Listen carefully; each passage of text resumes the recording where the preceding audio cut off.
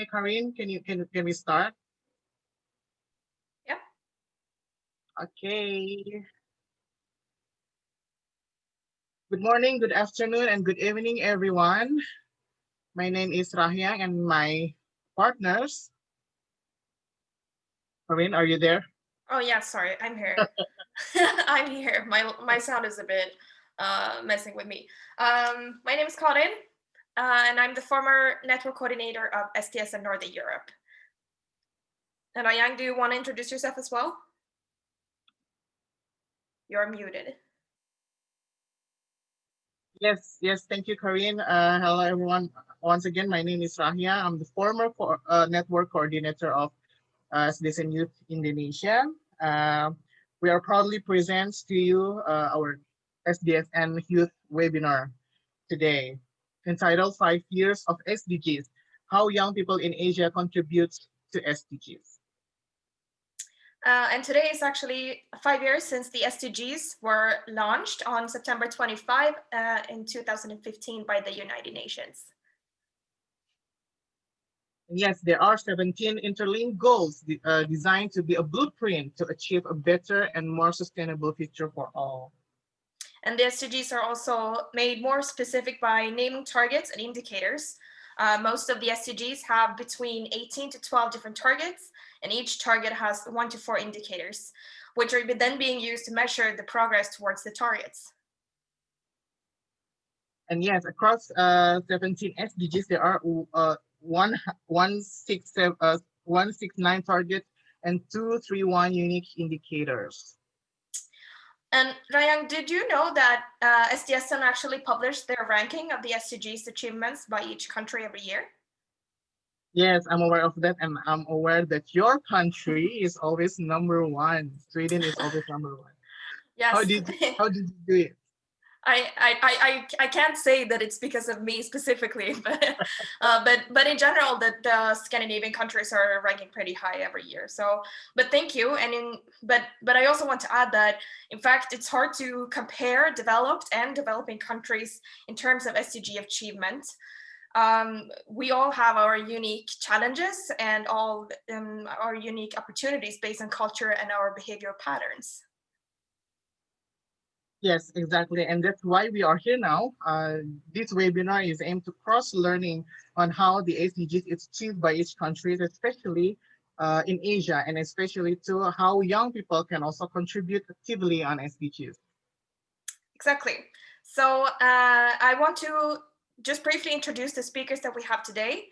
The webinar will be opened by remarks from the Global Coordinator of SDSN Youth, Sam Loney, and then we will be continued by speakers from 5 representatives of the SDSN Youth networks, specifically based in Asia. Yes, and yeah, the first speakers will be Amalia Suri from Indonesia, and then Xavier from the Philippines, and then Kang Dong-ryul from Korea, Toby Lau from Hong Kong, and Monmi from India, South Asia. All right, so let's get going. I will give the opportunity to Sam to give your remarks. If you could, yes. Are you here, Sam? There you go. Yes, I'm right here. Thank you so much, Karen. I really appreciate it.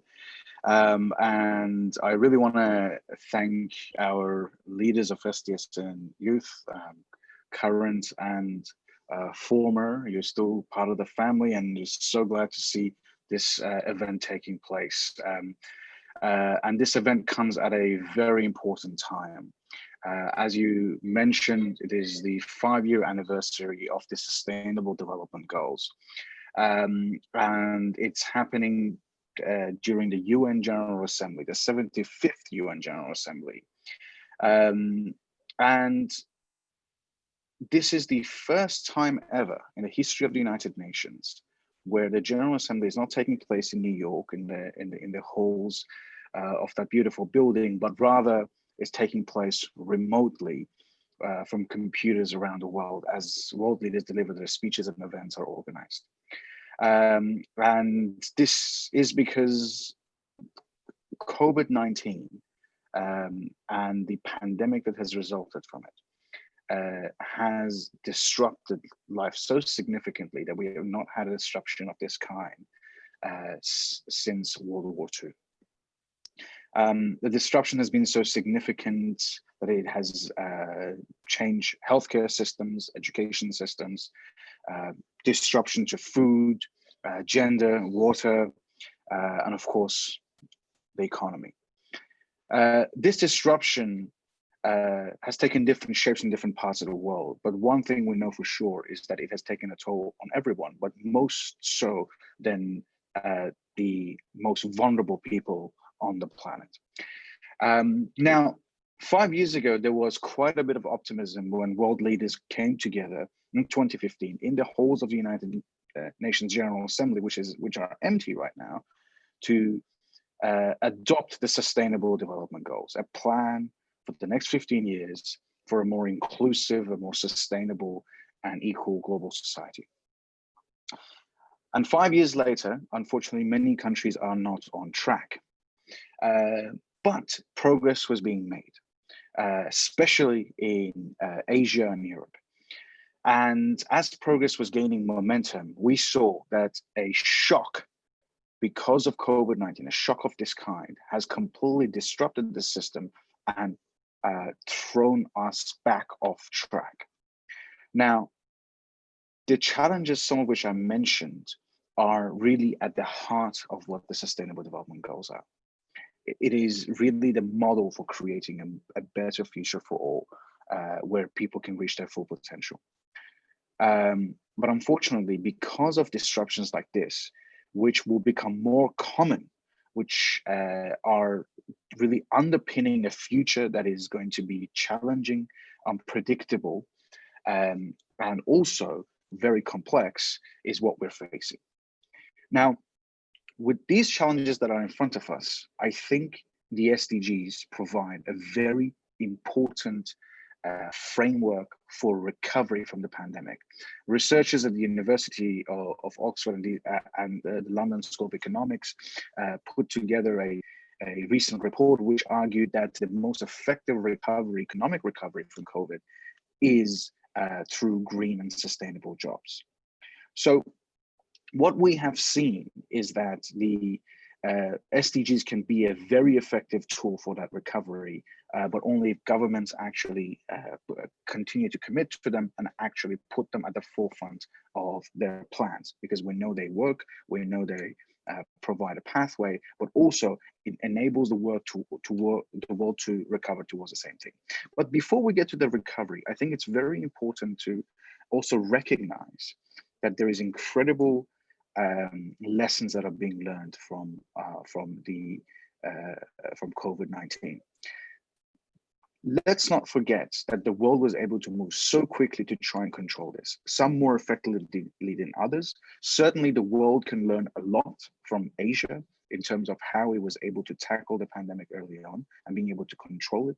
Certain countries rank at the top of their response, and this has enabled them to be in a better position to also tackle the SDGs. If they're able to show the same willingness and the same expert-driven approach and proper planning, then they are on the path to achieving the SDGs. And we know that it is possible, as we have seen. So now, what is the role of young people? Asia is one of the regions in the world where it has the most significant number of young people. And this puts Asia in a very important position, because these young people are going to be the future consumers, the future voters, and the future shapers of the society that Asia is going to be over the next 10 to 20 years. So the idea of SDSN Youth and the network that we've all put together is to support this next generation by giving them the tools, the resources, and the support for them to be able to not only challenge be able to come up and protect themselves and their communities against the challenges of the future, but also be able to actually plan for a more sustainable community. I'm very glad to see that our SDSN Youth networks in the region, from Korea to Indonesia to Philippines and South Asia have done an incredible job over the past several years doing exactly this, to harness and support the incredible young talent within Asia and to help them become more effective leaders in shaping a more sustainable, more sustainable communities. And I hope that our networks in SDSN Youth Asia continue to do this as the leadership baton passes on, as our former NCs pass it on to the newer generation, which, by the way, which I will do in about a month's time. But I do so knowing full well that we have an incredibly dynamic, a very well organized, and a powerful network on the ground, which can help articulate and shape the response to COVID-19, but also help design and shape the recovery, which at the end, hopefully will be towards the Sustainable Development Goals. And this is what I think the power of SDSN Youth is. And I'm so privileged and so lucky to have worked with our leaders at the local networks, but also SDSN Youth is very lucky to have such a wonderful dynamic networks on the ground to facilitate the change and the future that we would like to all have in order, as the SDGs go, to leave no one behind. So with that, I want to thank you all, and I really am looking forward to the deliberations. Thank you so much, Sam. We're super, we feel very privileged to have you with us. We know that you're a very busy person, so we appreciate that you take time from your schedules to be here with us today. I will introduce the first speaker, Amalia Suri. I hope that you are here in the meeting. Yes. Yes. Yes. So Amalia is the network coordinator for SDSN Youth Indonesia, and she's also the co-founder and program director of Emancipate Indonesia, a youth organization fighting against slavery in 2013 and 2014. The screen is moving so much now. Amalia, who went on an exchange student program to Ohio, United States, has been working and promoting peace, global friendship, and understanding since then. Hence why after graduated from International Relations Studies, she worked as a researcher for Impartial Indonesian Human Rights Monitor, promoting fundamental rights, tolerance, and other social issues in Indonesia. She tries to live consciously by practicing the SDGs on an individual level. She loves talking about human rights, environment, youth, animal welfare, and gender equality issues. Love cats and sometimes play ukulele. Welcome, Amalia. I will Yes, thank you. Okay. Welcoming my successors. About the presentation, should I share it from my computer or? Yes, if possible, you can share from your computer. Okay.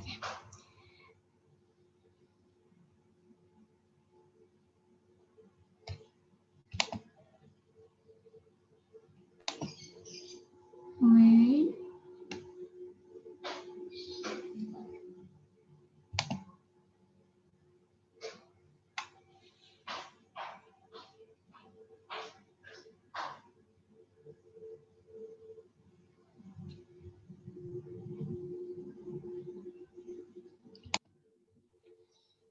So Amalia is one. It came from one of the member organizations of SDSN Youth Indonesia since I think it's since the beginning of the SDSN Youth in Indonesia. So I chose her to be my successors because she is very active in every SDSN Youth activities. Are you able to share your screen, Amalia? I think I have difficulties. If you could download my presentation from the drive, it would be great. Thank you. Sorry. It's okay. You can take your time and just a brief story. I just resigned from the SDSN Youth Indonesia in August, after 3 years. How many years have you been SDSN network coordinator in Northern Europe, Karin? It was network coordinator for, I think it was 1.5 years. And that's when I met all of you lovely people. But of course, the situation in Northern Europe, which is basically the Nordic region of SDSN, the situation is very different compared to what it is in many Asian countries. And I think that, I mean, the time I spent with SDSN youth has really widened my perspective, I guess. And also, I feel like there has been a lot of knowledge sharing between the SDSN youth networks. Just like Sam mentioned, it's a very powerful network to be part of, and it's a very dynamic and diverse network to be part of. And even there are many things that also the Nordic countries can learn from other countries in terms of sustainable development. Even though we rank pretty high on the rankings, there's still a lot of things to be done in our regions as well. So. Yeah, but still, my question is, how can you make it? How your country is always #1 and well, it's a very good question, but I think that people point out very often about the Nordic region, and I know that this is also something that SDSN and SDSN youth often talk about is the welfare system that we have, the fact that we do have access to free healthcare, free schools for everybody and such, and it really creates a good platform for everybody to prevail. And I think that is one of the major things that has helped us prevail also with the SDGs. And of course, it's something that has been built up for a really long time. It's not something that you come up with within like a mandate period or a couple of years. It's something that you build over time. And it's also something that is culturally very important for us and has always been for the Nordic countries. And even though we are all separate countries in the Nordic region, we do have a lot of cultural similarities as well. So it's easy to also connect the different welfare systems, and you can have access to the welfare system. If you were to move from Sweden to Norway, you can still use the welfare system there and vice versa, which is also very powerful for, I mean, mobility and also being able to move to other cities in the region and explore other opportunities, which I think is something that is very empowering for young people, because I mean, by just looking at the number of population that we have, we are pretty small countries. I think that Xavier once pointed out that there are as many people living in Manila as it is in the entire Sweden. So, yeah.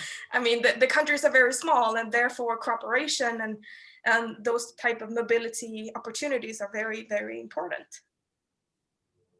The whole Sweden's population is the same as in Jakarta, capital city. So yeah. So yeah, we are small countries, but and okay, hence also. Yeah. Okay, Amalie, are you able to share your screen? I'm trying. I think technical difficulties getting okay real. Is it okay if I put you on the next speakers and okay. Yeah. I think we can call Xavier for now to have the presentation first. Hi, Xavier. Hello. Hi. Can you hear me? How are you? Yes. So okay. Hello. I will give. Great. Yeah. Okay. I will give the opportunity for you, but before that, I want to share your bio first. Okay. Xavier Peredo, the network coordinator of SDSN Youth Philippines. He is a leading Philippine youth sector in the movement to realize the SDGs in the country, and Xavier's work revolves around agriculture and youth. In 2017, he was appointed as the youngest ever member of the Board of Trustees of the Forum and Family Planning and Development, one of the biggest premier local reproductive health and family planning NGO in the Philippines. In 2015, he was one of the founding heads of the UNSDSN in the Philippines. Under his leadership, he has been working with the youth organizations, civil society, government, and the private sectors toward SDSN youth missions. So time and place is yours, Xavier. Okay, thank you very much. I am very sorry if I couldn't have this presentation very well. I am actually experiencing partial blindness right now. So I'm just seeing colors, I'm just seeing symbols, but I will try my best to really present what we are doing here in the Philippines and what we think have been crucial in promoting, in achieving the Sustainable Development Goals in the Philippines. So I sent my presentation to you. Yes. Can you show it? Great. So I'm just happy actually that everyone's here. We met the last time we met, Karin and Rahyang. The last time we met was 2 years ago, and I'm just so happy that I'm working with them again. I was hoping to see them this year. Sadly, the pandemic happened, and I hope we would be seeing each other soon because of SDSN. So yeah, so I always okay. So thank you very much. We are SDSN Youth Philippines, and we always start our presentations with this. Next, please. Next slide. We always start our presentation with this. The former president, President Fidel V. Ramos of the Philippines said, "The Philippines is a sinking ship." The sinking ship, why? Next slide. He said this to our current president, President Duterte. So why are we a sinking ship as of now? Next slide. Number one, we have problems when it comes to traffic. We are one of the most traffic jam induced countries in the whole world. It does not only say something about our cars or the amount of cars, it also tells us about our infrastructure. It also tells us about our rules, our laws on traffic. It also tells us about different sustainable development factors. Next is here. We have high levels of poverty. As of now, based on the last statistics, we had at least 16% poverty rate in the Philippines. Since its pandemic, we are expecting it to increase to over 20%. This is quite alarming, knowing that 20% in the Philippines is more or less 25 million people. There will be 25 million people only having a budget of $1, $1.50 a day to eat, to sleep, to do everything that they need. Next. Next slide.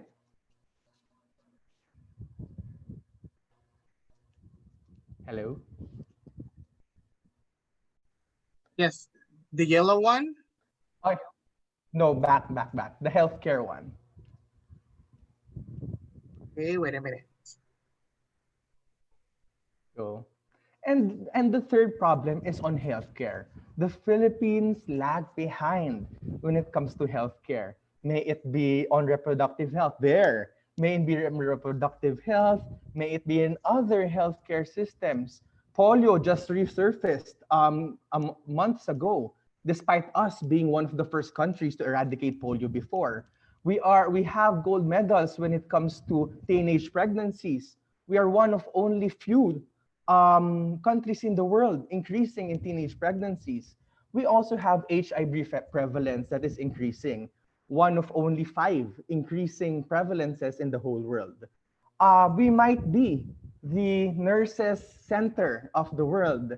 There might be a lot of nurses being produced by the Philippines, but we still have a problem when it comes to the amount of nurses, amount of doctors, especially now in the pandemic. It is a very, very sensitive issue. It is a very, very big issue, especially now that we have COVID. Because of these problems, next slide, the yellow one. Because of these problems, we as youth could not be comfortable when we sleep. As young people in the Philippines who have the privilege to eat 3 meals a day, of getting internet access, of having the privilege to have a phone and have a line, we should not be comfortable um, in how we do our lives, knowing that there are 25 million still in poverty in the Philippines. And I'm just happy that more and more people for the past 5 years have been taking the responsibility, have been taking the cudgels on getting more action, on making more activities to help the country grow, to help solve the problems of our country. Next, how did we as youth do it? Like what is said in the presentation, kabataan, ano ang magagawa mo? Meaning, youth, what can you do? Our national hero, Sergio said, the youth is the hope of the country. I think a lot of the heroes say this, but this is true more than ever for Asian countries.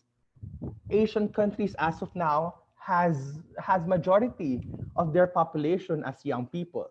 May it be Indonesia, may it be the Philippines, may it be India, maybe not Korea, but most of the Asian countries, the majority of our population are young people.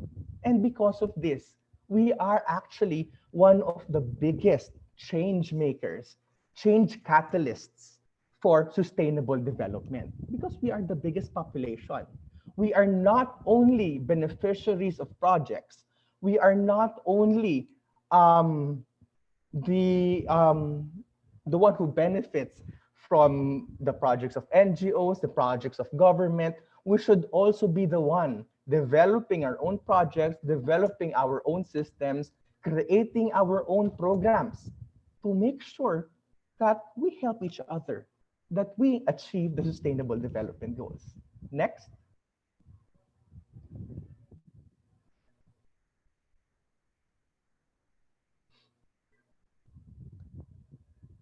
Next slide. The green one? So how do we do it? Yes. How do we do it? Rahyang, can you read this? I cannot read it. Okay, the world around us is changing, and our people are changing in ways we have previously imagined. Exactly. One of the factors that we have in this world is it is actually ever changing. And as of now, because of technology, because of certain innovations, it has been changing very fast. And as young people, we can actually harness that. And as young Filipinos and as young Asians, we have actually harnessed that into our into what we do, into how we change things in our countries. How do we do it? How did we do it? Next.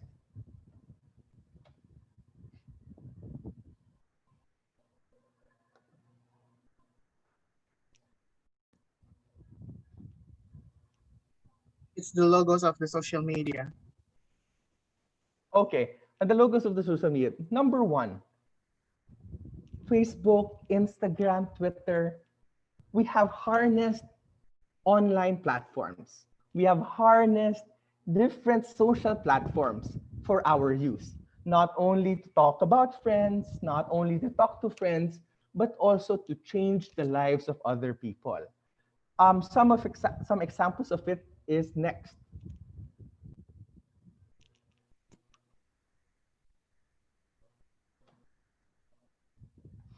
Tell me if it's already the It's Jeanette Napoles.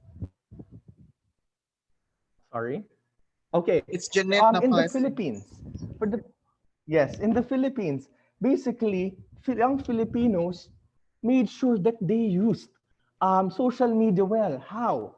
There was corruption in the government. There was corruption in the Senate.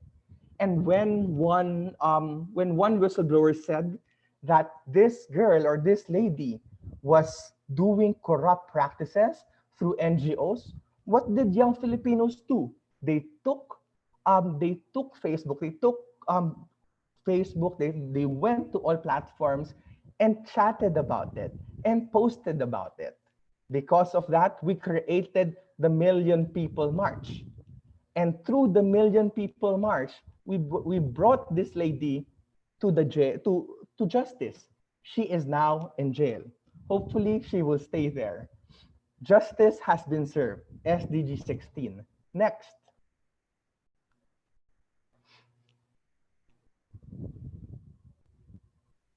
It's the webinar picture. Okay, so basically, it's not only about protesting.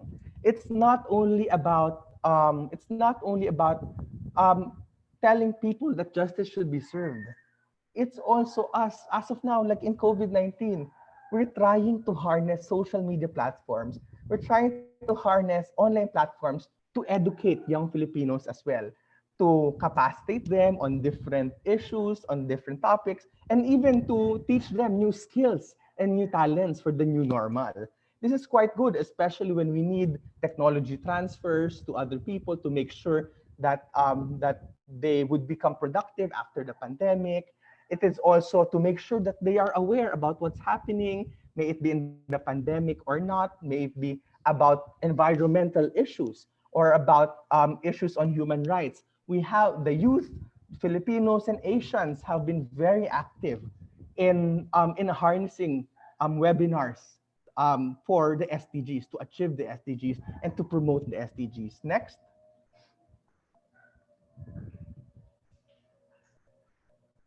And lastly, in the online presence, we used our talents to create platforms, to create websites, to give help or to help our co-youth, our different young people or different sectors in times of COVID-19. In the Philippines, we launched the COVID-19 dashboard. It was so that young people could understand what was happening in the pandemic, so that young people know what are the issues, not only about the pandemic, but also issues that are related to pandemic, that are being abused by the pandemic. We are very proud that this COVID-19 dashboard is not only being used now by our citizens, it is also being used by the government to make decisions about responses in different communities, may it be in the micro communities that we have, or may it be in the provincial or macro communities that we have. We see here, we see with the COVID-19 platforms, with the webinars that we have, with bringing justice on online platforms, that we as youth can actually use social media, can actually use online platforms to help achieve the Sustainable Development Goals. Next, please. But online platforms and social platforms are not our only means. Always remember that democratic space has been expanding and people are becoming more sophisticated. Next slide. Next slide tells us about voting. In the Philippines, most of the youth, most of the voters are actually young people. And I bet in Indonesia, in South Asia, and in other countries in Asia, because we have a majority of youth population, most of our voters are young people. We have the power to vote for people who can help us achieve the Sustainable Development Goals.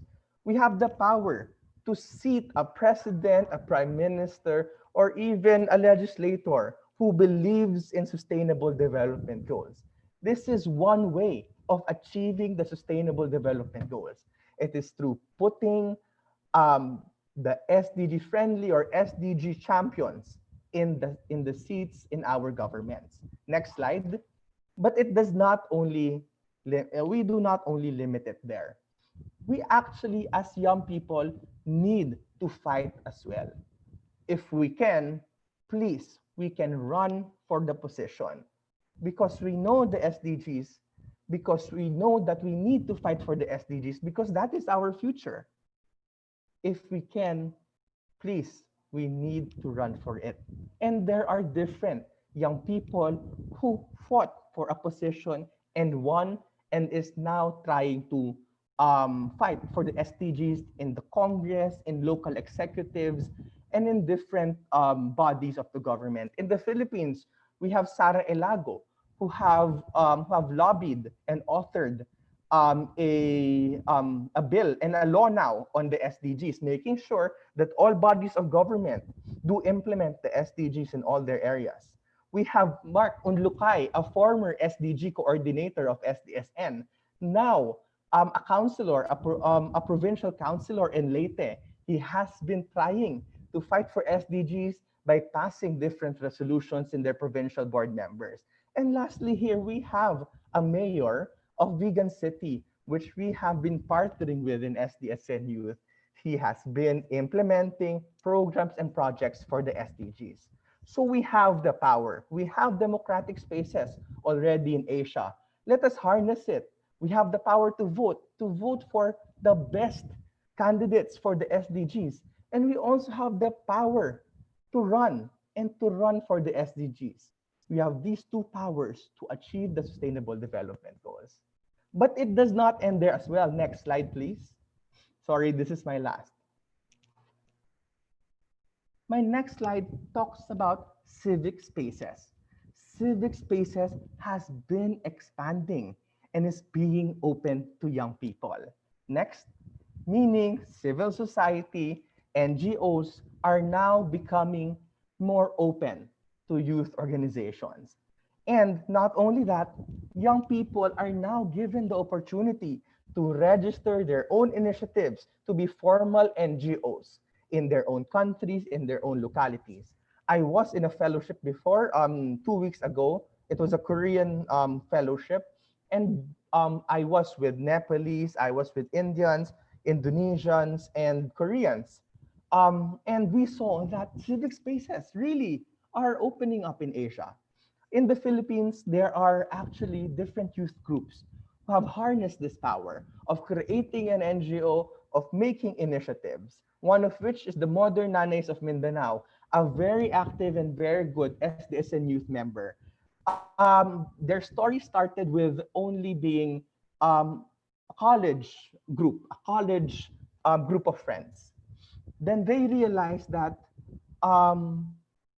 in their community, mothers were having a hard time, especially when giving birth, especially when taking care of their children.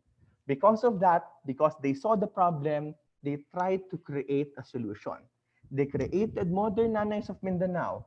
Now, because of what they did, they have been given a 1.5 million grant by Save the Children Foundation to continue on their services. Because of their good deeds, they also have built their own clinic, which have been giving pro bono services to young mothers in their communities. So you see here, we can create NGOs, we can create initiatives for the SDGs. Next. So next initiative is the Youth First initiative in Iloilo. What did they see? They saw that agricultural and rural communities do not have the same opportunities that we have in the urban centers. They do not have opportunities to learn more about product development. They do not have opportunities to learn more about putting more value on their crops, putting more development on their crops. So what did the youth organization do? They created an academy or an institution to teach them about product development, to teach them about branding. I was so happy that I was informed that just last year, these products, which were created by farmers, by rural folks who didn't have the opportunity before, these products are now being sold in formal big supermarkets in their own province. This was a big effect. This had a big effect to the farmers. Now the farmers have good income to stabilize their family, to stabilize their finances. Next.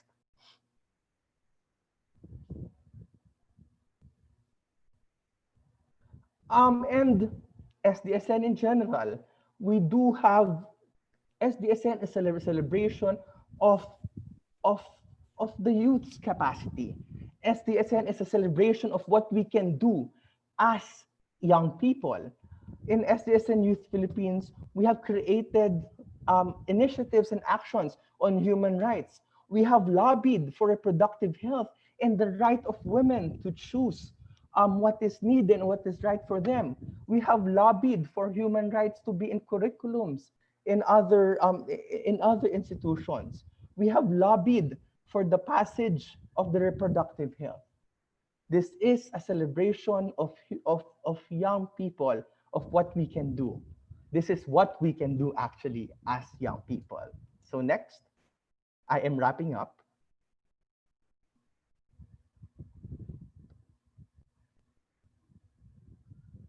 So going back to the SDGs. Next, please. So let's go back to the SDGs and how we implement it. So I told you about the first one. We can harness online platforms, and we have been doing that. There have been experiences. We have been creating actions through social media. Next is democratic spaces. We can vote for our SDG champions, or we can vote for someone who fights and who understands and who believes in the SDGs. And next, we could also run for the SDGs, run to achieve our goals for the SDGs, because that is our future. And lastly, because we can actually use civic spaces now, we can create our own initiatives. We have been creating it. We have been doing it for the past 5 years for the SDGs. Next. Now, through all the strategies, through all that we see, through all that we saw, and through all that those youth organizations have done, it will always boil down to this, to the understanding on the SDGs. Always remember that the SDGs, it's like a machine. Sustainable development is like a machine. Machines have small parts. Machines have big parts, and machines have average parts. Without those small, medium, and large parts, it can never run smoothly. It could never run at all. Sustainable development is like that. Your actions, your initiatives, you might think it's small. You might think it's the biggest initiative. You might think it's an okay initiative. But in the grand scheme of things, everything that we do and everything and everyone is actually important. No one is less important. No one is more important. We are equally important in making sure that the SDGs has been achieved. And you would see that in the strategies earlier, in the actions earlier. Might be big, might be small, but it was beneficial in achieving the Sustainable Development Goals. Next slide. To wrap it all off, you might be a child from India. You might be a farmer from the Philippines. You might be a rich businessman from Copenhagen. You might be an NGO worker from Sweden. You might be a professor from Korea. But in achieving the Sustainable Development Goals, each and every one, despite our social classes, our jobs, despite our standing in life, we are all part of sustainable development. Without everyone, we can never achieve the Sustainable Development Goals. And the next slide is how we end our presentation in the Philippines. The last slide. So going back to the conversation of President Fidel V. Ramos and our current President Duterte, this is what he said.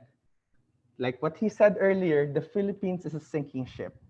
Now he says, to sum it all off, Filipinos cannot anymore afford to be fragmented and fractious. To be, what he said?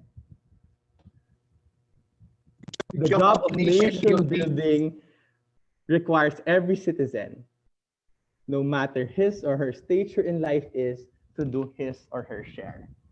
Basically, it is not only for Filipinos. It is for every Asian people. It is for the whole world. We cannot achieve the SDGs if we are fractious or if we are not united. The only thing that we can do is to unite and understand each other. Thank you very much. I hope you got something from us in the Philippines. Maraming salamat po. Thank you, Paul. It's a very interesting presentations. And yeah, I learned a lot from you actually, from how to manage the SDSN youth in Indonesia. So Corinne, do you want to introduce the next speaker? Yes. So our next speaker is from SDSN Youth Korea. So Professor Dong Reol Kang is a global citizen educator and a sustainable development activist. For 7 years, he worked on an educational environment and hearing project in Laos and studied citizen participation in urban regeneration. Since 2012, he's been conducting global citizenship education for youth and the general public, and he pursued positive change in the Goko through the deliberative democracy. He's been leading the legislative petition project on SDSN Youth Korea to achieve the SDGs in Korea for the past 2 years. So welcome, Dong. I hope that you are here with us. And yeah, I'm here. Yes, welcome. Yeah, thank Oppa. you. I'm gonna share my screen. Can you see my screens? Yes. Yes. Okay. 여러분 안녕하세요. 大家好. ¿Cómo está po sa lahat? Hello semuanya. Sapi ko namaskar. Hej Allah. Is that right? Anyway. Hello everyone. I prepare whole languages. Anyway, today I'm gonna introduce SDSN Korea and how Korea tackling the SDGs as our national agenda. So first, I'm gonna introduce my network. Oh, yeah. SDSN Youth Korea launched in September 28, 2018, and we have more than 1,600 plus youth activists on 62 youth member organizations from 37 campuses. And there are 20 SDG facilitators who are helping me to managing my youth activities. And we have 3 teams. And here's my teams. And there are our ecosystem. So there are a bunch of youth member organizations, and there are also youth member associations. And here's our member universities. And we also have youth collaborate networks in Asia and in middle latitude region. And especially we also have a relationship with other youth network in Korea.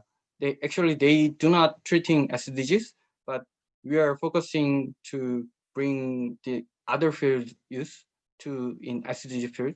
That is, I thought that is one of our purpose and our obligations. So I made those kind of partnership, and there are a bunch of collaborate organizations also exist.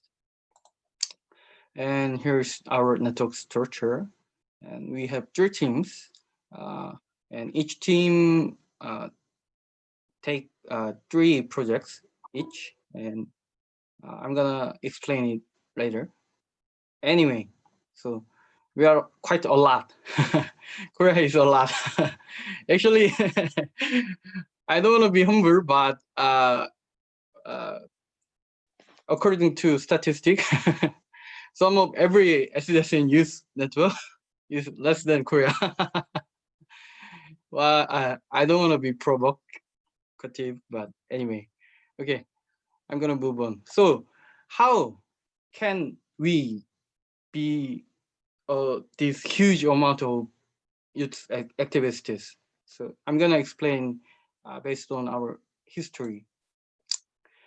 Well, voila.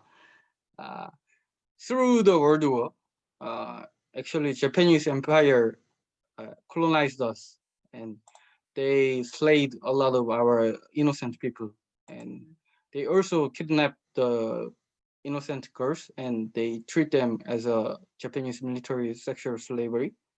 And because of this kind of situation, our ancestors tried to recruit the independent troops, and they cooperate with USA, OSSS, and they make a they participate in the World War II, and due to the famine and little boy, finally the Japanese Empire defeat and Korea have the independence. But that is not the end of this history. Due to the ideology, Korea divided by two nations, so North Korea and South Korea, as you know. So we fought together, even though we were a one country. But while in this time, because we were the member of UNESCO, so United Nations sent me the peacekeeping troops. There are a bunch of nations who helped Korea before, and they also raised our former UN Secretary General, because after the Korean War, they donate the textbooks. Who donate the textbook? The UNESCO donate the textbook. So actually, our former Secretary General Ban Ki-moon, he studied by the textbook which he donated by UNESCO. So he also donate his textbook to the UNESCO headquarters in 2015, maybe 14. Anyway, this kind of historical background that makes whole Korean feels really friendly to United Nations, and even grandma and grandpa and even just kid. Everyone knows about United Nations and they feel friendly to United Nations. So even though when we were developing country and even after we changed to developed country, we are quite friendly to United Nations. So we try to follow the United Nations guideline. I know you can read this typo, but I'm gonna explain. So on 2000, Korean president established the Sustainable Development Committee under his office, and they researching a lot of research about sustainable development, and they established the Sustainable Development Law on 2007, and they also established the Green Growth Law on 2010. And also we have the Sustainable Development Local Sustainability Alliance of Korea since 1990s. So this kind of environment feels me very comfortable who are acting in the sustainable development field. But there was a tiny missing. I mean, our government tried to modify the UN SDGs to our Korean circumstance. So they created our national SDGs and local SDGs. Look at this chart. This is the paper when our government create Korean SDGs, which is National SDG of Korea. So they assemble whole Ministry of Education, Ministry of Labor, Ministry of Environment, Ministry of Foreign Affairs, even Ministry of their Defense. They assemble whole ministry in Korea, and they discuss how can we adopt SDG to our national governance. And they create KSDGs, Korean SDGs, on last year. And I know you cannot read the Korean language, but there are a number. You can read the number. So there are 16 Korean SDGs exist, and it aligned with each ministry. Also, our local government, also they try to establish their local SDGs, such as Seoul SDG and Busan SDG. Seoul is our capital city, and Busan is another huge city in Korea. So many of our metropolitan government try to establish their local SDGs, and actually Seoul created a Seoul SDG on last year, and they also make build up their nexus to achieve the SDG in local level. So they not only establish the goal, and they also develop the targets and indicators and whole nexus to managing their governmental project under the SDGs. So as you all know, UN SDG is established by 4 pathways. The first pathway was UN System Task Team, and second pathway was UN High-Level Panel, and third is a million voice, aka the world we want, and the fourth way was UN Open Working Group, right? And our government also adopt those kind of system, so they use the system of Open Working Group, and they also adopt the MGOS system. You know, when UN make a decision, they should ask the opinion of MGOS, right? Major groups and other stakeholders, such as business and industry, children and youth, farmers, persons with disability, and volunteers, aging and indigenous people, local authority, NGO, education and academia, and scientific technology, technical community, women and workers, and trade unions.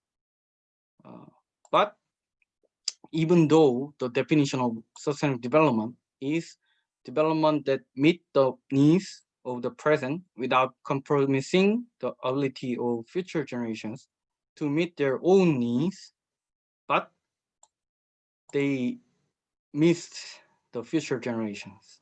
So actually they include some quite a few use, but I think in my perspective that is not enough, because SDGs is directly affect to the future generation, but just 1 or 2 youth ambassador, that is not enough. So SDSN Youth Korea gather the whole youth activists who are dealing with SDGs.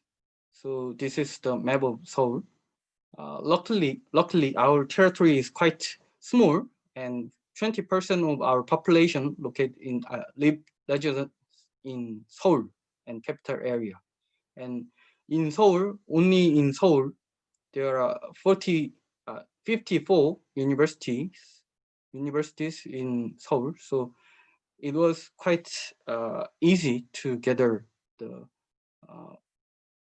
youth leaders who interest in SDGs.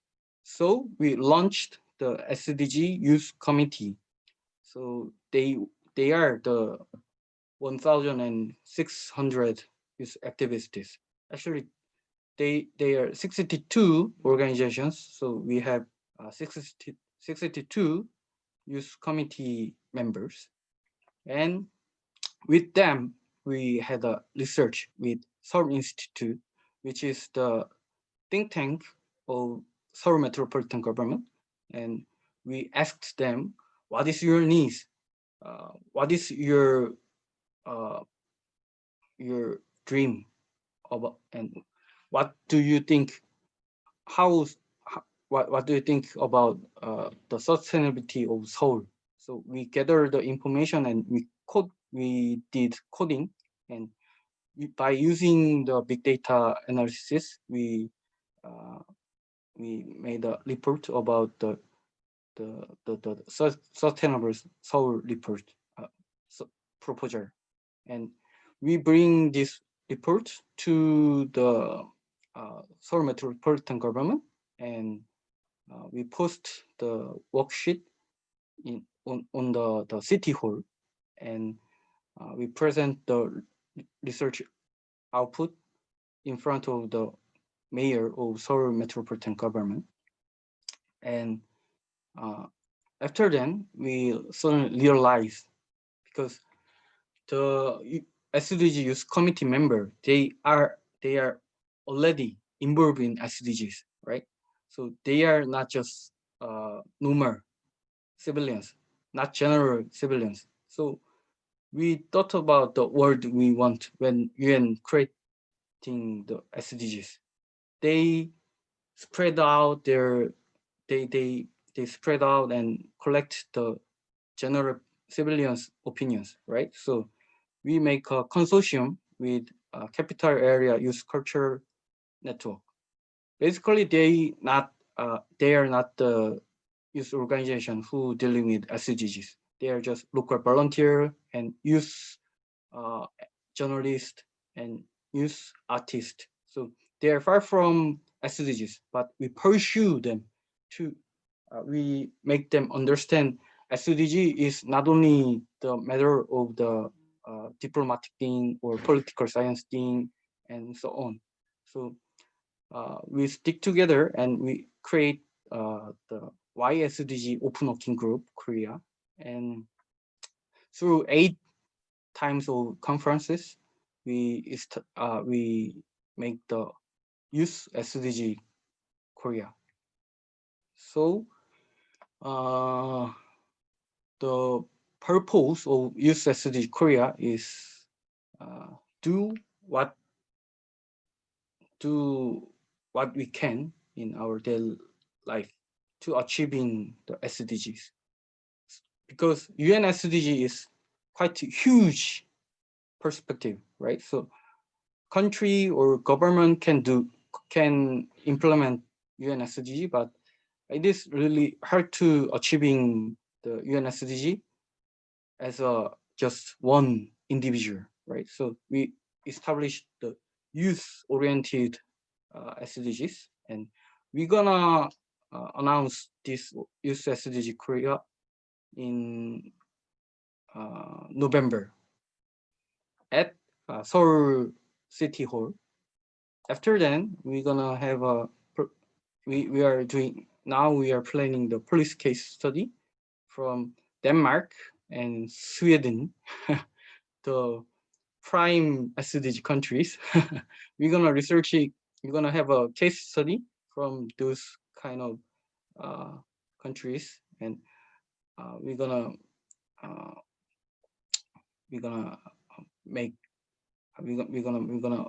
get the insight. How can we adopt those kind of system to our country? And when we finish the case study, we're gonna make a policy proposal, and we're gonna bring that proposal to our Prime Minister's office and National Assembly. And we will go to the Blue House, which is the President House, and pursue them, support the youth activists who are tackling the SDG agenda and post 2020 agendas. Bring them here and listen their voice and make a SDG friendly laws to us. Yeah, that is our core project, and we have several other projects, but I'm gonna skip this because I think I spent lots of time. So anyway, we are learning some academy about SDGs also. Every month we learning this kind of academic program, and we also have design thinking seminar to adopt the SDGs to the practical projects. And we also have SDG Youth Festival. This is the one of other main project, because we have SDG Youth Committee, right, who are tackling the SDGs as their main agenda. But usually they are in the shortage of the finance. So to create some finance to our member organizations, we held this kind of festival, such as hackathon or media competition and so on. So we collaborate with government and institute or business sector, and we have some competition and bring them some finance to implement their SDG related projects. And we also learning some cartoons about the SDGs. And we also create some mobile calendars and other things. And some collaborate project also. And we also create some characters. So I shared this link to the chatting room. So just experience it. It's quite funny. Anyway, the thing what I want to say is to achieving SDGs, we should move together in both sides, bottom up and top down. Because only bottom up, that is not reachable. So, but only top down, that is quite strict and not practical. So, as a youth activist, we are quite creative. We have creativity and we have a lot of insight. So, we should sum up the bottom up pathway and top down pathway. Yeah, that is what I would like to say. And this is the end. Thank you very much. Sudah termasuk paket servis bekalan. Thank you so much, Oppa. Don't call me like that. Yeah, you Ew. always hate me. Okay, so I want to introduce our next speaker.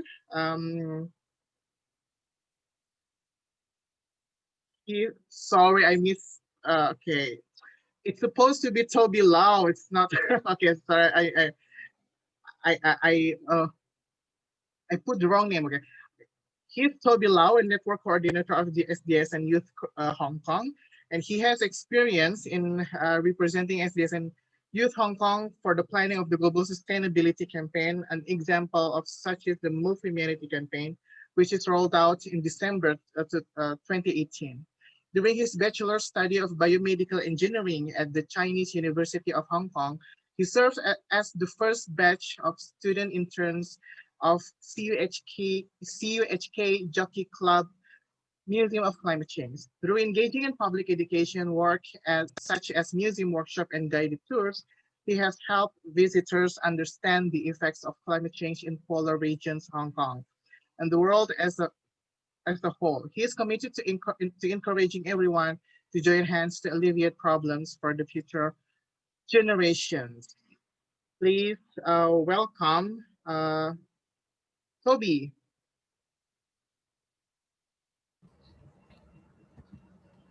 Hello guys, 大家好, hola, hello, good evening. I'm going to share my PowerPoint slides. Can you see my screen?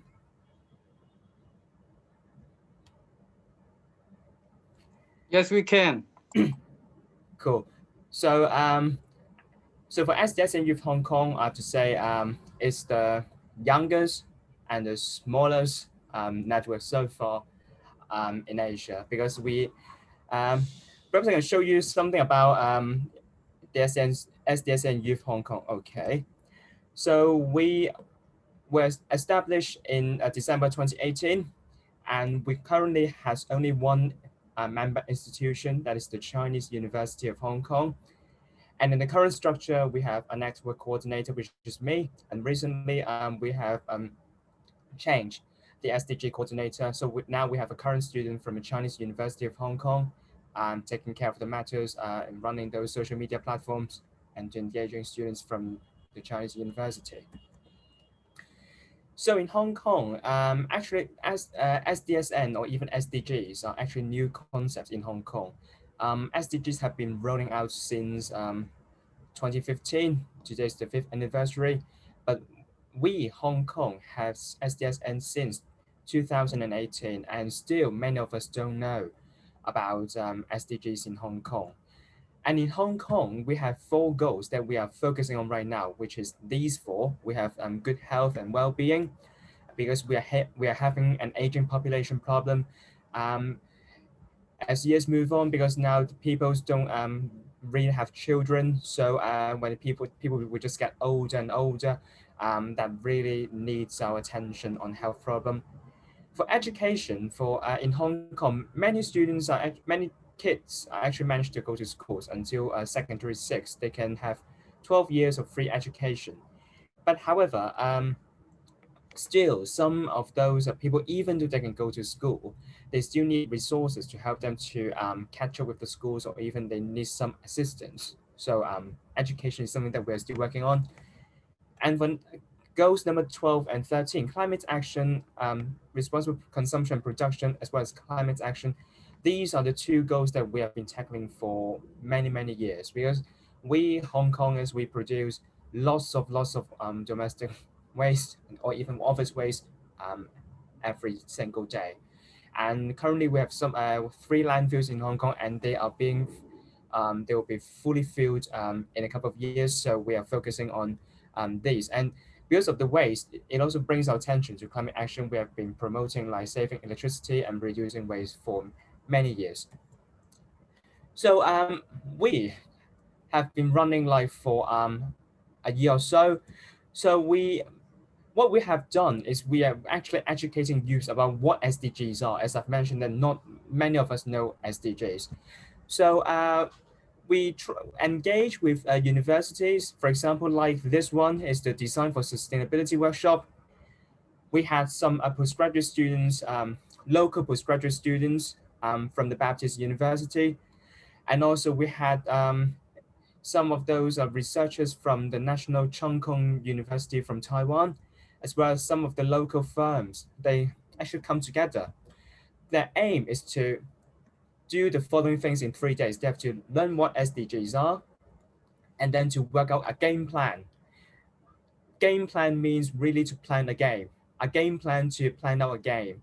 And the third mission is to roll out the game for primary school students. So that's why I spent a wonderful evening chatting with those postgraduate students, introducing on what SDGs are, what are the meanings of the SDGs, and what we can actually do. For example, you can you can redo the monopoly to have those nations implemented there, and to play in your own way. So that's a things that we have been promoting. And when we do the reach out programs, when we talk to those youths about about sustainability, we start from things that they know first. Because in Hong Kong, when we are talking about sustainability or even sustainable development, we incline to talk about the environment side. As you can see here from our curriculum, sustainable development, you can see, is about people and environment. These are from primary education. We emphasize on the environment.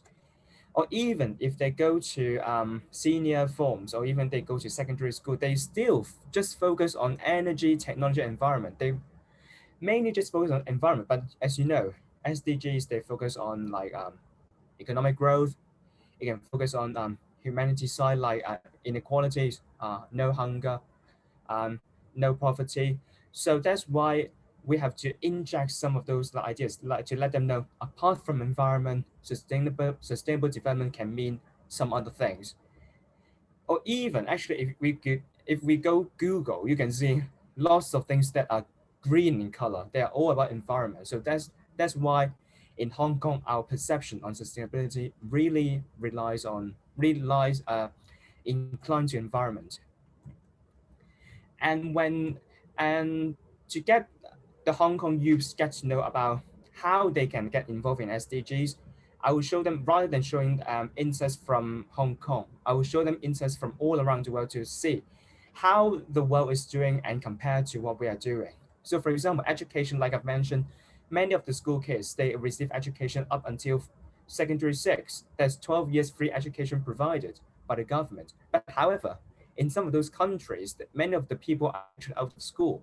So from these points, those youths, they can think about, well, can they bring the success of Hong Kong's education and to help out, like, can we further enhance the Hong Kong's education, or actually can we do something to actually help other countries that are still like they're still not having those kids to get into the school. The other way around is to we learn from other countries. For example, like in Hong Kong, we really focus on fossil fuels. We use coal, we use natural gases, and electricity is actually the main greenhouse gas emission source in Hong Kong. So, and when we're talking about climate action, we talk about responsible consumption and production. Can we learn from other countries on how we can do energy saving? So this will boost the students. Oh, for those people who study engineering or even physics, can they think about like something that is innovative to help Hong Kong in the long run? And also, when I had a workshop with some youth groups, I actually played a game which is called Win as Much as You Can with them. So I'm sure you may have encountered this game before when you are doing the team building activities, because I get to know this game from a team building activities, and I try to infuse it into letting people learn SDGs, because like for Goal 17 is for people to collaborate together, and collaboration is really the key to get the whole thing moving. Just like what Xavier mentioned in his presentation, it's actually a machine. So each of us is actually part of the machine. And like in this game, Win as Much as You can try to play with your friends afterwards, because it takes some time to play that. Well, we can divide ourselves into groups. We can pick from X or Y, just pick from X or Y. And then you will gain or lose points according to this pay table. So from last time when I played with the youth groups, not surprisingly, they lose. The points was actually the points from each group were actually less than the initial points. So but turns out I did mention to them our goal again is win as much as you can. Just like what we are doing we are achieving sustainability. We are not losing as less as we can, because they are not equal. Lose as less as we can doesn't mean winning as much as we can. So we have to think that we have to really move forward rather than, okay, well, that's fine, we can't do that. Well, it's fine, just a little bit, we can do it next time. But no, we are trying to moving forward. Yeah, that's I did this with the JCI North District. Again, I showed because those are actually people that are actually working right now. So I talked to them from a high level. I actually let them play the game. Yeah, and to let them know that what we have learned in schools before are actually not enough for nowadays. We have to learn more. And right, like I mentioned, win as much as you can doesn't mean lose as less as you can. And at the end, I always bring out a message, which is think global, act local. We learn from other countries, or we actually know our strengths. We have to like how to act, how to bring those ideas back to our society and to make Hong Kong, make our society to become better. And right now, in 2020, we are now under the COVID-19 pandemic, and SDSN Youth Hong Kong actually worked out a campaign, a social media campaign, thanks to an intern that have collaborated with us before. We are actually raising concerns over the waste produced from takeaways and a new living norm. Because in Hong Kong, in previous months, there have been bans about going to restaurants. Restaurants were forced to shortening the operating hours so to reduce social contact. And also there's some seating limitations. For example, like we only allow 2 or 4 people per table. So many people, especially those who are working, they actually bought takeaways to have lunch or dinner in their own office or at home. And that's why we produce quite a lot of waste, especially plastic, because all those containers, they are plastic containers, and those disposable cups, forks, spoons, etc. So we are actually now we are working on some designs on the social media campaign. We hope to raise people's concern. Apart from buying takeaways, can you bring your own utensils to those restaurants in buying takeaways, or can you just reuse those things afterwards? So moving on, recently we found our SDG Student Hub, and we'll be having our first meeting tomorrow. We are meeting some of the students online via Zoom. And again, because currently we only have CHK as a member institution, so we are actually reaching out to us to other institutions and organizations. And with that, we'll be working on some localized campaigns, and they'll be rolled out very soon. So Hong Kong, for our side, we're actually growing, and we hope that in coming months or even in the coming year, we can actually produce something that is can have a wow factor. I would say have a wow factor and also can impact Asia and the world as a whole. So thank you.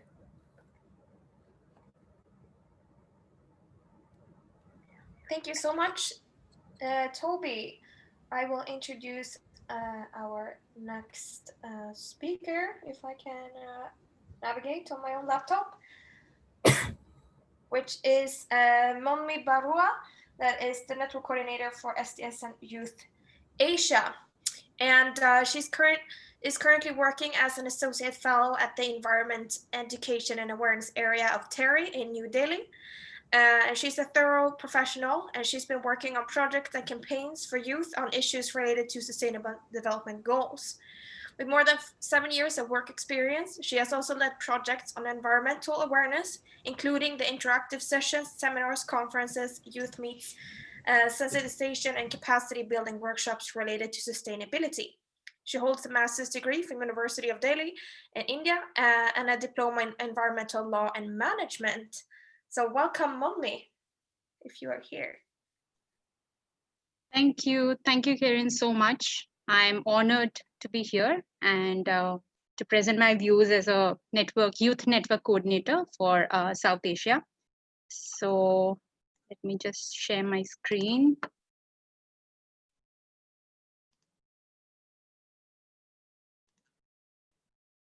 Okay, can you all see it?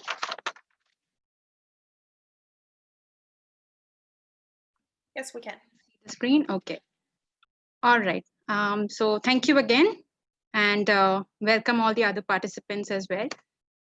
So yeah, so to begin with, as a youth of this planet, we realize that our stakes are high, and it is only through action, however little or big, we can change the world for better.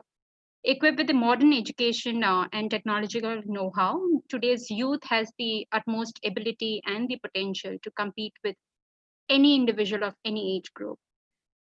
They play a significant role as building blocks of the society and have the potential and the charisma to effect change in the status quo of the society. And for this reason, precisely, maximum engagement of youth is being sought through thematic projects aimed at providing the youth with tools to influence and catalyze the environment improvement through effective resource management initiatives, both at the local and at the global levels.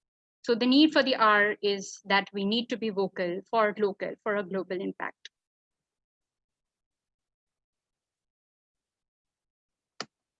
Okay, can you see my slide 3? I think. We still see youth and the SDGs. Yeah.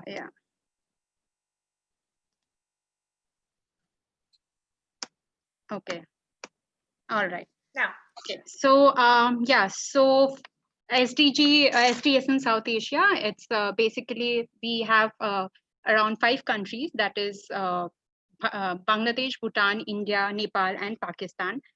So for any country aiming to achieve the Sustainable Development Goals, and it is of paramount importance that the youth are aware of the challenges involved, as they play a very vital role in their own development as well as in their communities. Keeping this in mind, the SDSN youth in South Asia has adopted a multi-pronged strategy to catalyze the engagement of young people through various institutes and as you can see in Bangladesh, Bhutan, India, Nepal, and Pakistan. So earlier in 2015, so when the SDSN Youth was formally launched to empower youth globally to create sustainable development solutions, the focus was mainly to create awareness about the SDGs, imparting knowledge where various competitions like photography, poster making competitions were organized just to make aware about the SDGs and to spread awareness, building skills and competencies, and right from representing at the 11th conference of youth in Paris, which was held prior to COP21, to address the voice of young people on climate change, to conducting South Asian Symposium on SDGs with emphasis on SDG 12, enabling action, which was with the main objective of introducing the SDGs to communities of young people all around the world, and to encourage these young people to take ownership and of the goals and explore how they can apply to themselves and to their communities. And so we also have providing tools, which was, education institutions, as they play a very vital role in supporting the transformation of the world through sustainable development by being the drivers of the knowledge creation, multi-stakeholder dialogue, and so on. So various platforms were provided where youth could be a part of the larger community. So this was ongoing since 2015, and in 2017, this was always the primary objective for leading the network, but in 2017, we began to pilot innovative interventions such as the SDG clubs, which was for the students, and the campus SDG ambassadors at schools and colleges. So this revolved around sharing innovative ideas and understanding on the sustainability in order to work towards the achievement of SDGs and create a sustainable future for all. This informed us on the potential of young people who are, most digitally advantaged and full of creative ideas. And most importantly, they have a selfless commitment for making SDGs a reality. These interventions reflected how best practices are shared and taken up at a regional, national, and at a global level. Therefore, being one of the mission of the SDSN Youth, that is think globally, act locally. So one of the initiative that was done was, in Bhutan, which was early in 2017. And by Mr. Tashi Dawa, he was the then campus coordinator of Royal University of Bhutan, who created this SDG clubs in Bhutan, where more than 500 students have become members.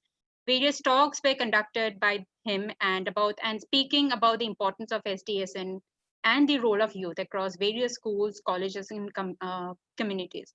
Most importantly, the focus of all these talks was the youth, as to how youths are the future of any action of any nation, and how necessary it is for them to understand the SDGs and to get involved in such global action. One of the colleges that under the Royal University of Bhutan, so they adopted a zero waste policy with the vision to make the campus free from food waste and go a little step closer to achieving SDGs 1, 2, and 3. And through this SDG clubs and ambassadors, SDG ambassadors, campus ambassadors, the network were able to reach out to 1,000 students and communities. So these are, I'm just sharing a few pictures from, the activities we have done in Bhutan. Not only this, we also had similar kind of activities, which was, done by the campus coordinator of Pakistan. He played a significant role during this 20th Sustainable Development Conference in Islamabad.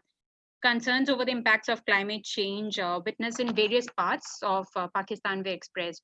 He also emphasized upon creating new networks among the youth and youth-focused organizations and strengthening the old ones in order to respond to challenges posed by climate change.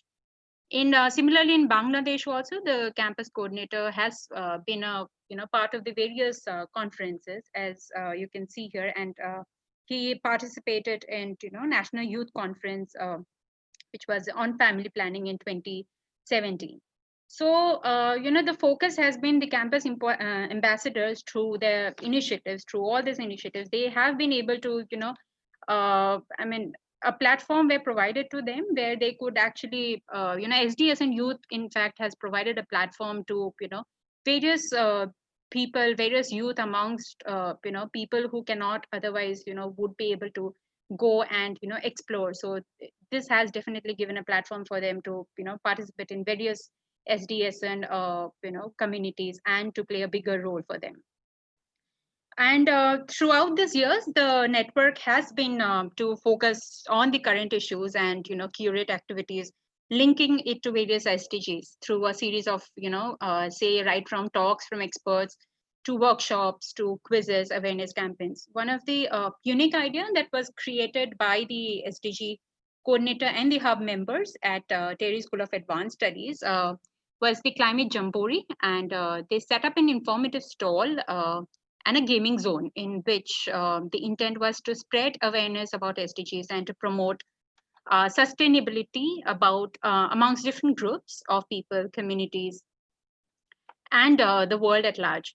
So the stall employed innovative tools to engage with the youth, such as the pinning the SDG games and the title "We the Sustainable Barriers." And so it was, as you can see in the pictures also. So they have developed a flex where it was kind of an attractive game zone as well. It was called the Go Goals Human Slides and Leather Game, and it was printed on a huge flex, which was kind of got many attraction, and not only amongst the youngsters but also amongst people from all age groups. So it was a massive hit amongst the school children who got to learn about the SDGs and their objectives through a very fun-filled program. This was kind of a very, innovative idea that that was done, and this actually further this flex could actually be used and making the making SDG 12 also to sustainable consumption and production. So this flex was actually used and replicated in various schools. This was through, because schools here, I mean it is very much required for them to be to come up with some innovative ideas. So this was one of them, and actually it gained a lot of attraction. And through this kind of flex games, we could have a lot of people learning more about SDGs. The idea the idea has always been to create awareness about SDGs. So this was one of the initiatives.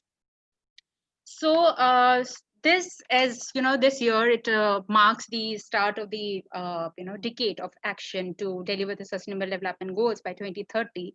And so various new teaching tools were applied by these young people. And these pictures are basically from the hub members of Kathmandu University and the Terry School of Advanced Studies. And right from hosting India's biggest sustainability quiz, which was called the Earthian, with more than 300 participants, to an annual technical symposium, which was called the Retopia, to provide students knowledge about the issues in the energy sector, and right from workshop on mental health to provide life skills for sustainable development. Then they were also we had some climate emergency walks, because as the air pollution in India is also quite critical. So this emergency walks, which help them actually to gain the people to actually think about air pollution and to react to it. So this actually the students also got through a chance to represent their own innovative ideas in various national and international platforms through these hubs. So with this adjusting to the new norms and amidst the created by this COVID, and with a response to the COVID situation, so SDSN Youth have tried to transform its learning spaces into digitized mediums to reach out to a larger section of its target group. The medium included, various webinars, discussion forums, opinion polls, online gamification, and competitions. So the pictures here actually are, webinar with insights into the COVID pandemic, and from a perspective of the health workers who are fighting at the forefront. Then we also had a game night with the Kenyan SDG Hub to make lockdown a little less lonesome and connect people from different two different countries using our common ground of sustainability. And so there was also, we had Twitter chat on national education policy, which is, one of the, with India's, the national education policy is India's current education system with, focus on SDG 4.7. We also had, a session like the dementia awareness session with in Nepal. So with focus, on SDG 3. So this did not stop, the COVID did not stop, the youth from doing the good work and the initiatives that have been doing. They have been, very actively been taking part. But yeah, keeping change with this, keeping pace with this changing times, and it is essential, to provide youth with productive platforms to work on aspects of socio-economic environment interface. And this includes dissemination of best practices, not only from within the country, but also from other nations. And combination of a positive spirit attained largely by drawing on the inputs received from young and change makers across the country. With these thoughts, I would like you all to draw your attention to us, the youth and the future of this country. And we would always, and we have been, and we would like to be very much involved and keep having a chance to promote sustainable solutions and through our networks and campuses, which are a budding ground for ideas and innovations. So we look forward to joining hands with you all in creating sustainable solutions. That's it from my end. Thank you so much. Thank you so much, Monmi. It's a very nice information. And we have to go back to our first speakers. I will share to you the profile of Amalia Suri, my successor as a network coordinator of SDSN Youth Indonesia. He is the co-founder and program director of Emancipate Indonesia. She also graduated from the International Studies in Jakarta, and she tries to live consciously by practicing the SDGs in individual level. So without further ado, please, Amalia Suri, take your time. Thank you.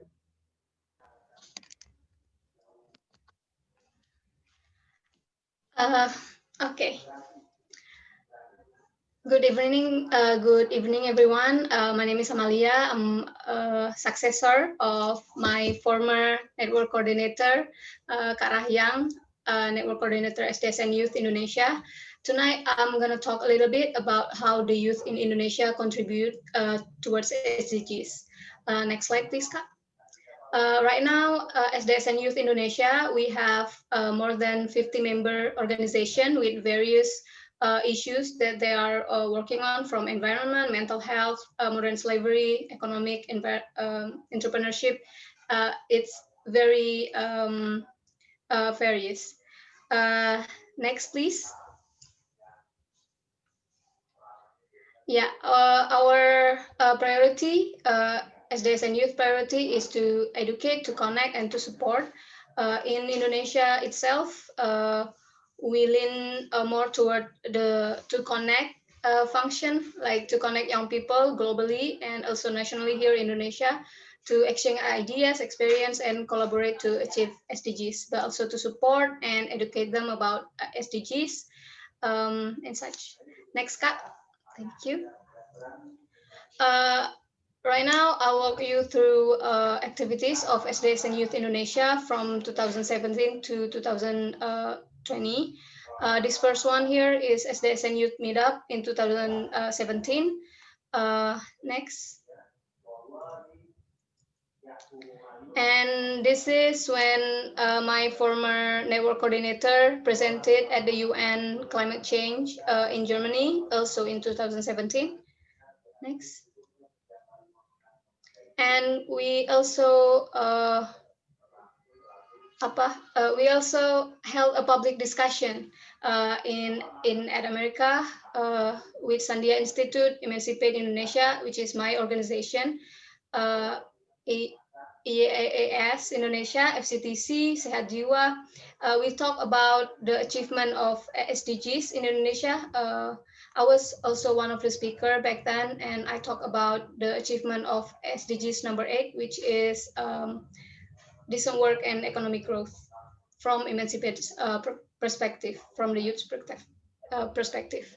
And we also held workshop about impact model canvas, communication for sustainable development for our member organization, and we will continue doing so for our member. Next, please. And due to COVID, we also take our educational activity online through Instagram Live in 2020. We collaborate with various organizations, especially our member, to talk about their organization. Next. And SDSN Youth Indonesia also support its member with their activities. If the member held an event, SDSN Youth usually use its network to provide spaces or other connection that we can use to support our member. Next, please.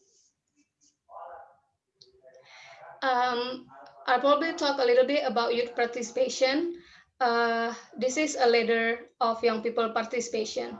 There is 7 level of youth participation, and 1 to 3 is a participation that is not very meaningful, and 4 to 8 is meaningful participation, increasing level of participation. Here in Indonesia, the chance we get for young people to participate is varied. Sometimes the government or the people in power only as the youth, sometimes just as a participant, just for show or for decoration. But most of the time, we also get to be the initiator and sometimes also the leader of an event. So this is something that we youth need to be critical, seeing this, like if to make sure that our participation in SDGs is a meaningful one, not just as a tokenism or something. Next. This is how the youth can contribute to SDGs, speaking for our experience in SDSN Indonesia and also in Emancipate Indonesia, my organization. We can influence for policy change. The young people can be a knowledge hub. We young people can be a peer educator and organizer, and also as initiator, leader, and the bridge between sector. Because usually, I don't know in you guys countries, but here in Indonesia, sometimes the sectoral, even in the government, like between the ministry and also between the business sector, government, NGOs, and other, there are ego sectoral thing between them, and we as youth can be the bridge to connect the sector and make them collaborate a bit better. Next. About the development of youth movement in achieving SDGs in Indonesia. In SDSN Youth, like I said earlier, we have various organizations working on various issues, like the environmental one with the food swap, and then modern slavery, also refugees and other things. Next, Kak. Next, I'll probably talk about more about my organization, like my experience in Emancipate Indonesia when I was a member of SDSN Youth, as a member of the organization, I mean. So my organization, Emancipate Indonesia, is a youth organization. We fight modern slavery, and it is a follow-up initiative after our founder participate in Student Opposing Slavery Summit in Washington, D.C. Next. We work especially in gender equality, goal number 5, and goal number 8, which is decent work and economic growth, and also number 16, peace, justice, and strong institution. Especially the one number 8, because sometimes, most of the time, when we talk about SDGs number 8, we focus on the economic growth and sometimes forget a little bit about decent work. Like we promote economic growth, like build more job field and such, but we forgot to make sure that the job field is decent for the workers to work on. Next.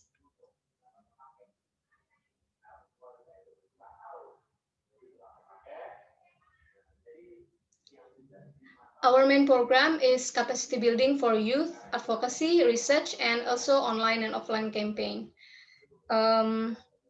Next one, please.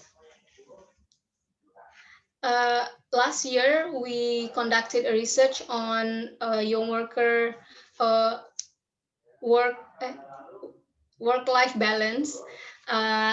This is, I think, still relevant and more relevant due to COVID-19, where we all home, working from home, and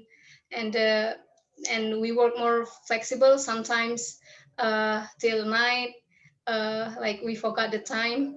So our participation, we have more than almost 300 respondents with 50% female and 41% male, and majority of age is 21 to 25 years old. And the job sector of the participant is mostly in private sector and multinational company, which is more than half of them, 52%. And next one is government at 12%. And for the $1 million question, is the youth in Indonesia has their work-life balance? Many of them, more than half, 53% answer no, it's not balanced. And 21% says maybe, so they're not really sure if it's balanced or not. But we like to see it. If they has doubt about it, then it's probably not balanced. And then only 21% sure that their work life is balanced. Next.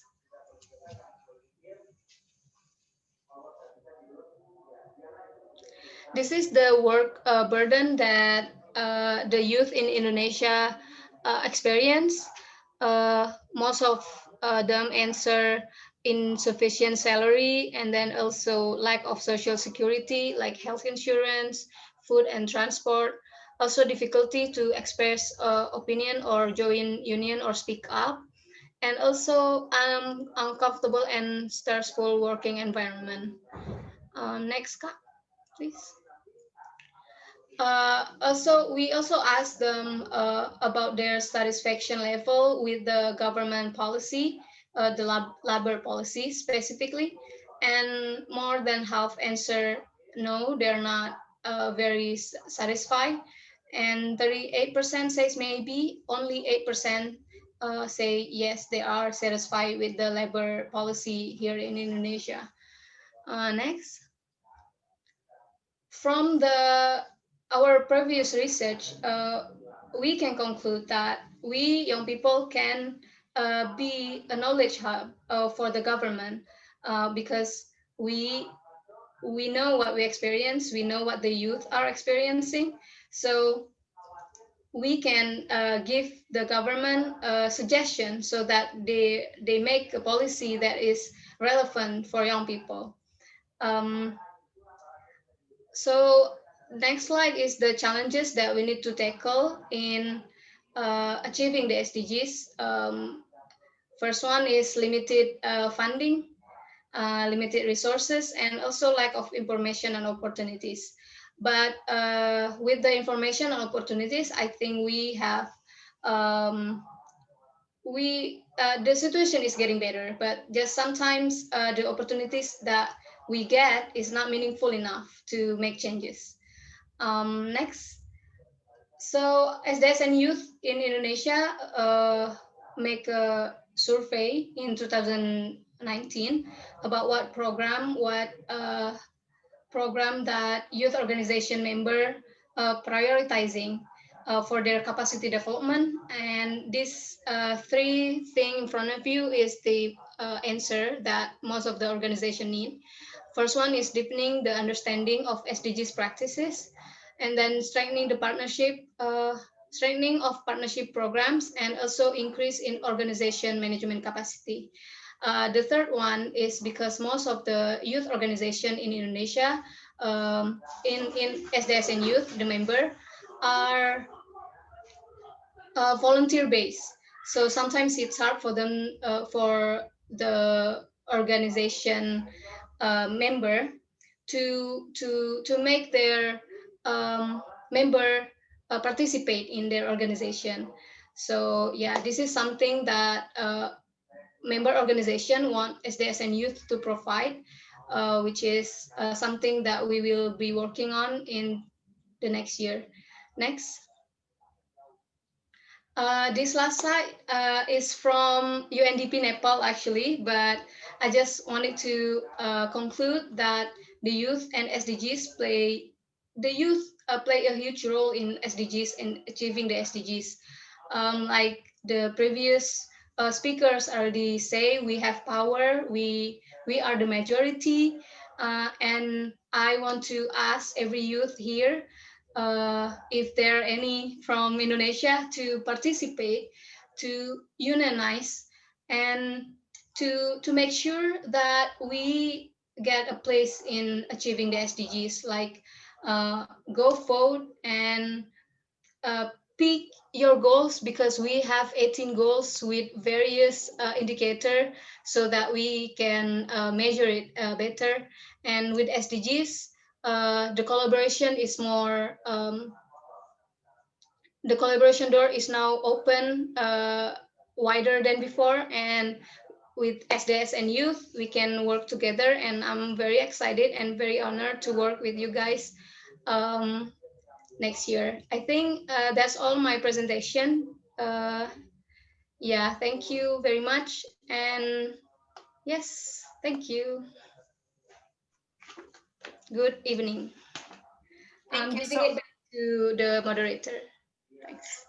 Thank you so much, Amalia, for that interesting presentation. Time is flying on this webinar, so we will only have time for one question, but we will keep all the questions and we will post the answers on our respective Instagram pages afterwards, so you will be able to find the questions. But I want to ask, this is a question for all the network coordinators that are participating today, and you will have to answer very briefly. I know that it's not always your strongest side, but please answer briefly, shortly. The question is about what are the biggest and most critical issues that your countries, as of now, besides COVID-19, are experiencing related to sustainable development. So very shortly, if you want to answer this question before we close, maybe we can start with Xavier. No. Oh, Dong, you want to start? Well, then you can start briefly. Okay.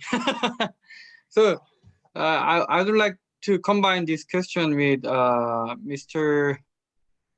Who was Julio. that? Julio. No. I answered him. I would like to combine with Steve Harrison. Basically, 3 days ago, our civilian murdered by North Korea in the Yellow Sea. Yeah.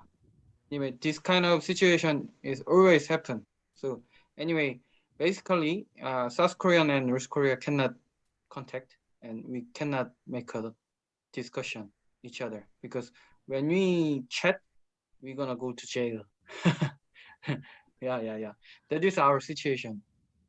Basically, we separated by the ideology in 50 years ago.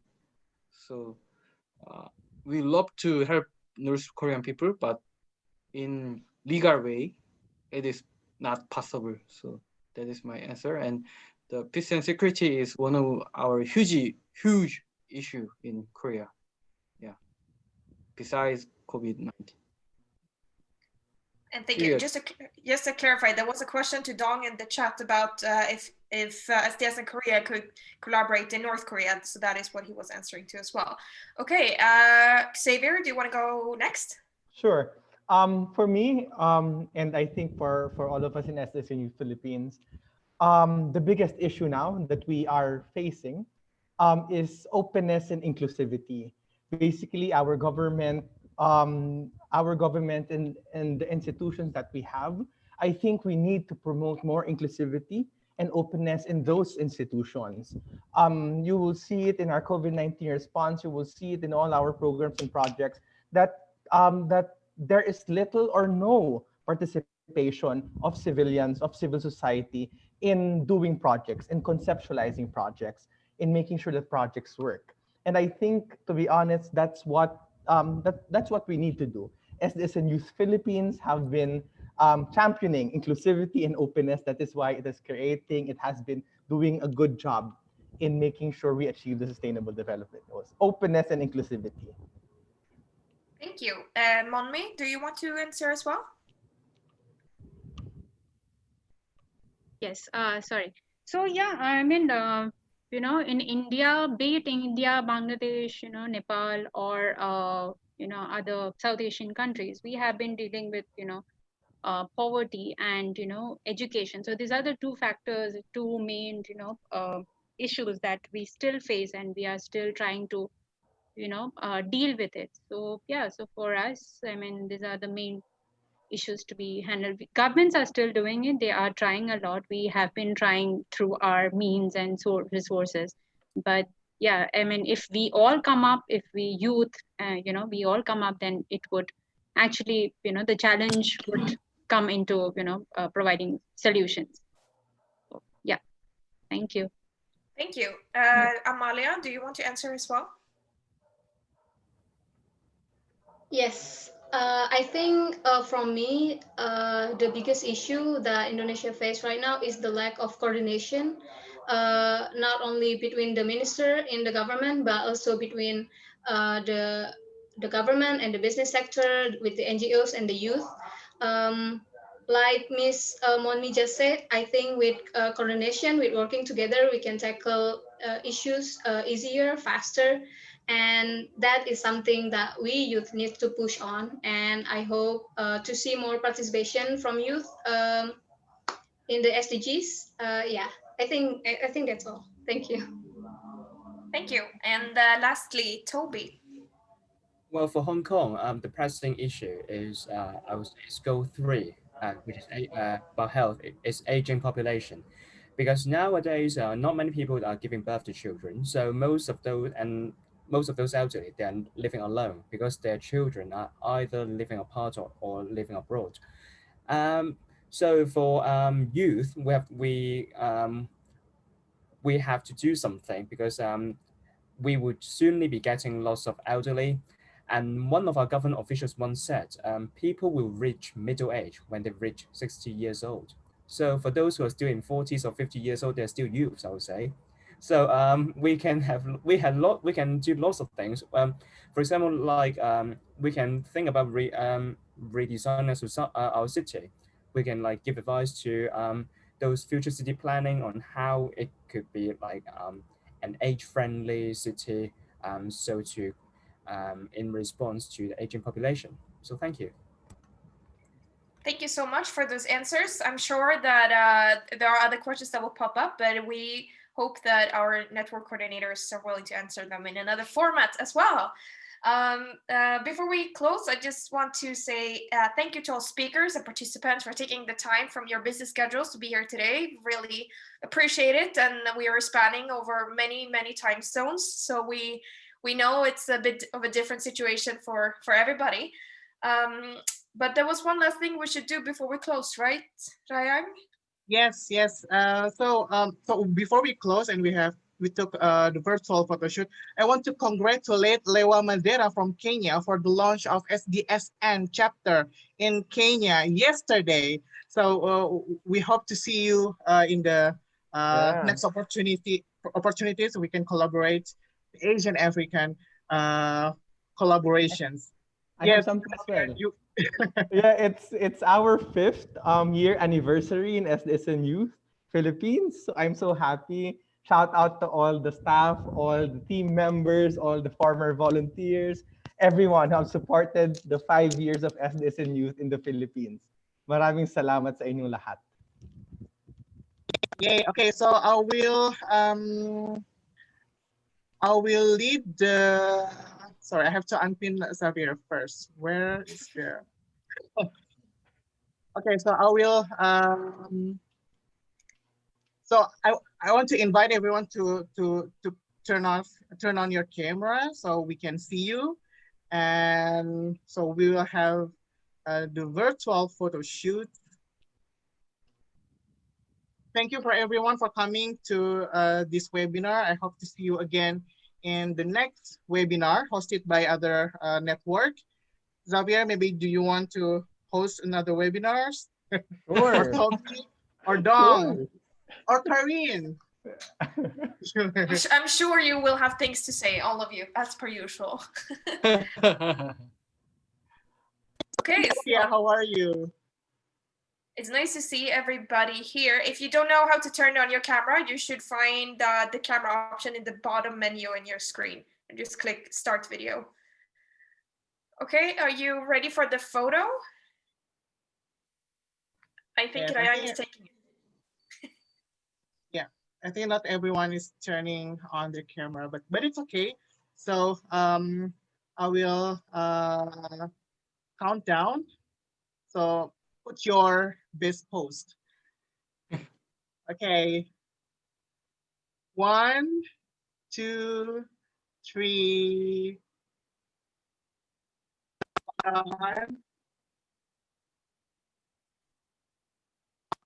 Thank you so much.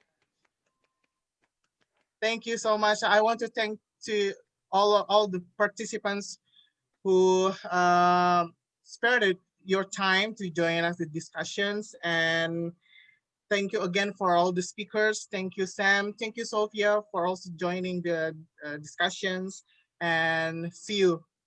Bye-bye. Bye-bye. Happy anniversary to the SDGs. Happy anniversary. Happy anniversary. Bye, guys. Bye, guys. Bye. Bye. Bye, everyone. Thank you so much. Thank you. Just kidding, still here.